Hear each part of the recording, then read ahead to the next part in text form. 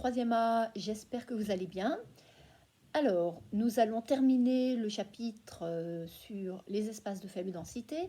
Alors, dans cette partie, c'est notre avant-dernière partie de ce cours, nous allons essayer de voir quels sont les différents types, les différentes catégories d'espaces de faible densité. On va voir qu'il y en a plusieurs sortes et ils ne sont pas tous soumis au même problème. Il y en a qui s'en sortent mieux que d'autres. Donc, en fait, dans cette partie, on va faire un tableau récapitulatif des différents genres d'espaces de faible densité qui existent. On a parlé de la spirale du dépeuplement et de la désertification, ces espaces qui perdent de la population et qui vieillissent. On a vu que néanmoins, dans les espaces de faible densité, il y en a qui attirent quand même certaines nouvelles populations, même si ce n'est pas suffisant pour enrayer le dépeuplement. Et certains espaces de faible densité de population, malgré leur faible densité de population, réussissent quand même à avoir une économie rentable pour la région.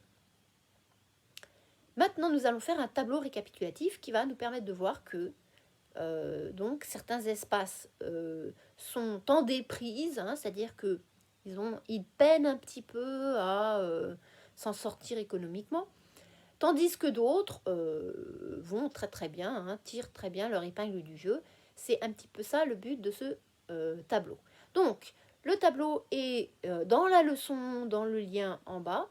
Et grâce aux questions que je vous ai mises dans le quiz, normalement, vous devriez pouvoir le compléter ou en tout cas essayer. Il va falloir faire des recherches sur Internet. Vous trouverez peut-être pas forcément les mêmes chiffres que moi. Et donc, lors d'une prochaine vidéo, je vous mettrai les réponses. Donc, peut-être que ce serait une idée de le faire au crayon de papier pour pouvoir effacer. Bien, donc ça nous amène finalement à la conclusion pour ce chapitre.